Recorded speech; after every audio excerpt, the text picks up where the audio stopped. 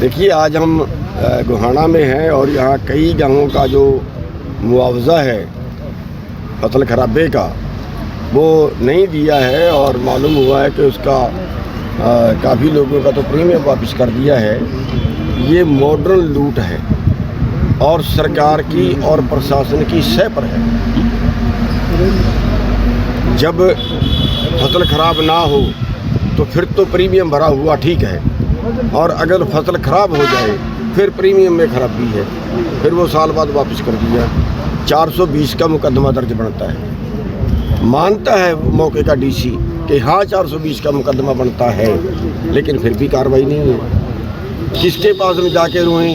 दफ्तर हमें कोई बीमा कंपनी का यहाँ पता नहीं है। प्रशासन जो है वो बिल्कुल सुन नहीं रहा। 1 महीने से यहाँ पे बैठे हैं, सरकार सुन नहीं रही। जगह जगह पे मेरे ख्याल से 50 बार अकेले बीमा के लिए धरने शुरू होते हैं और 2-2 साल 3-3 साल तक का। मान लिया 1000 करोड़ रुपए का बीमा सरकार को कंपनी को देना पड़ा और उसने 2 साल तक नहीं दिया। अगर उसका 1% भी ब्याज लगा हो तो 2 साल में 140 करोड़ तो ब्याज बन गया। 240 करोड़।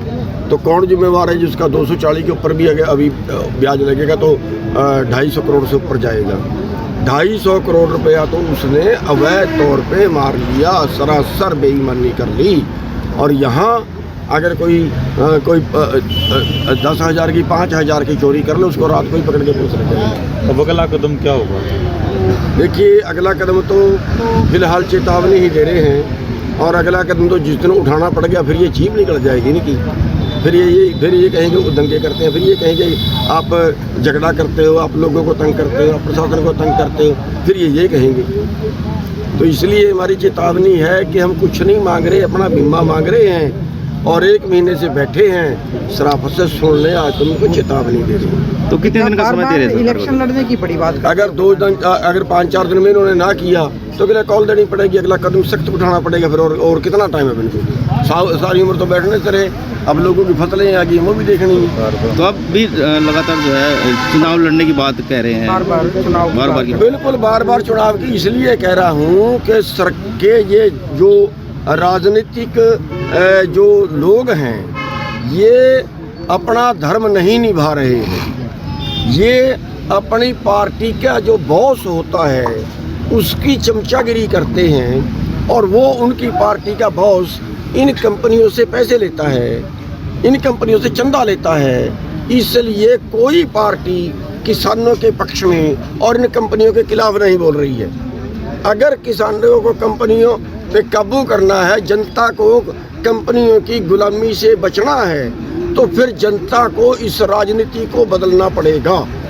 एक ही चारा है, आप 7 जन्म तक लड़ें, क्योंकि जहाँ से कानून बनते हैं वो लोग गंदे हो गए हैं। उन लोगों की जगह जब तक अच्छे लोग नहीं भेजोगे तब तक दूसरा कोई रास्ता देश के पास बचा हुआ नहीं है। आप लगातार इतना संघर्ष कर रहे हैं और फिर भी देख रहे हैं कि 2 बार भारतीय जनता पार्टी को ही इस जनता ने मौका दिया, चाहे उसमें किसान हो या उर्वरक हो। मैं और क्या समझाना चाह रहा हूँ कि पीट भी रहे हैं हम, फिर उन्हीं को बना रहे हैं।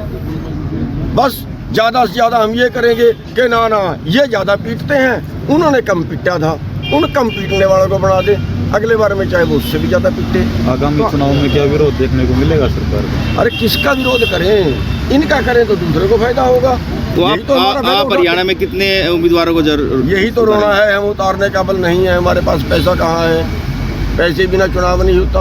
फिर कैसे हमारी जो तड़प है वो ये है। और उसके ऊपर एक बुरी बात ये है कि हमारे किसान जो किसी राजनीतिक पार्टी से जुड़े हैं, गांव के अगुआ, हमारे संगठनों के अगुआ, जो या उनकी बुद्धि काम नहीं करती है, जो ये कहते हैं कि ना किसानों को तो राजनीति करना चाहिए। सबसे बड़ा आत्मघाती फैसला ये है जो हमें मार रहा है। आज भी हम बॉर्डर में बैठे हैं, लट खा रहे हैं, गोलियां खा रहे हैं, मर रहे हैं, ऐसे ही मरते रहेंगे, कोई हल है ही नहीं। तो सरकार ने अभी तक कोई ऐसा खास डिसीजन या अपनी बात बताई नहीं कि वो क्या करेंगे, जो ये इन दिनों आंदोलन पार्ट 2 चला हुआ है। कुछ नहीं करेगी सरकार, क्यों करेगी? सरकार जब करेगी जब सरकार को ये लगेगा कि अब करने के अलावा तुम्हारे पास कोई चारा नहीं है, जब वो मजबूर हो जाएंगे, हम उनका इतना जो है इतना उनको दबा दें कि वो उनके पास कोई चारा ही ना बचे हमारी बात मानने के अलावा, तब तो मानेंगे। अब अगर उनके पास कोई रास्ता बचेगा तब वो नहीं मानेंगे। और बड़ी बात ये है कि हम सबको इकट्ठा हो जाना चाहिए अगर सरकार पे दबाव बनाना। किसान लेकिन इकट्ठा तो नहीं हो रहे ना, वो कह रहे हैं कि भी हमारा आंदोलन नहीं है। हम तो हाथ जोड़ने का काम कर सकते हैं। हमने दोनों ग्रुपों के आगे, बल्कि 3 ग्रुप कह लीजिए, एक SKM है, एक किसान मजदूर की जो 2 फॉर्म इकट्ठे हो रहे हैं, किसान मजदूर और दूसरा ये जो नॉन पॉलिटिकल है, 2 इकट्ठे हो रहे हैं। हमने दोनों के आगे प्रस्ताव रखा है, दोनों के आगे हाथ जोड़े हैं कि आप 2-2, 3-3 आदमी उधर से, 2-3 आदमी उधर से देके तो एक इकट्ठा कमेटी बना लो और हम उसमें हमें कोई पद नहीं चाहिए, हम पीछे रह के काम करने के लिए तैयार हैं। और इकट्ठा अगर पूरे देश का आंदोलन हो जाएगा तो तब जाके वजन बनेगा। उसमें हम जो भूमिका निभा सकते हैं, हम उसमें हाथ जोड़ने की भूमिका निभा सकते हैं, वो जोड़ रहे हैं और शायद हमें उम्मीद है कि शायद जल्दी उसका हल निकल भी जाए। 29 तारीख तक का समय दिया है, 29 तारीख तक का समय दिया है, दिल्ली नहीं कुछ करेंगे, उसके बाद क्या रणनीति? देखिए, वो तो जो अभी आंदोलन कर रहे हैं वो उनके हाथ में है, वो जो फैसला देंगे उस तरीके से हम आगे काम करेंगे। तो लेकिन हम आंदोलन का समर्थन कर रहे हैं, हम जो है किसान जो मांगे हैं किसानों की उनका समर्थन कर रहे हैं, आंदोलन का समर्थन कर रहे हैं। हाँ, हरियाणा के कई लोग पकड़े हुए हैं, उन पे 307 लगा के उनको जेल में डाला हुआ है जो बिल्कुल अवैध है। उनके पास कोई पिस्तौल नहीं थी, उनके पास कोई तोप नहीं थी जो उन्होंने चलाई हो या जिसका उनसे खतरा हो, जिसमें मारने की कोशिश की हो। तो ये जो कागज पे लिख देना 307, ये बिल्कुल अन्याय है। और वहाँ पे जो लोगों की टांगें तोड़ दी गई हैं, लोगों का जो अपहरण करके ले गए हैं, बोरी में डाल के मार दिया है एक लड़के को, मुकदमा तो उन पर दर्ज होना चाहिए। ये देश का कौन सा कानून है कि ट्रैक्टरों को कुल्हाड़ियों से तोड़ दो? ये देश का कौन सा कानून है कि आदमी को पकड़ो, उनकी टांगें तोड़ दो, उनका अपहरण करके बोरियों में डाल के ले जाओ? देश का कौन सा कानून है? और अगर कानून नहीं है तो फिर सरकार ना मर्गी क्या सरकार, उन्हें पर्चा दर्ज नहीं करवाना चाहिए? ऐसे तो कोई भी गुंडागर्दी करेगा, वर्दी कोई गुंडागर्दी करने के लिए थोड़ी होती है, वर्दी तो सुरक्षा करने के लिए होती है।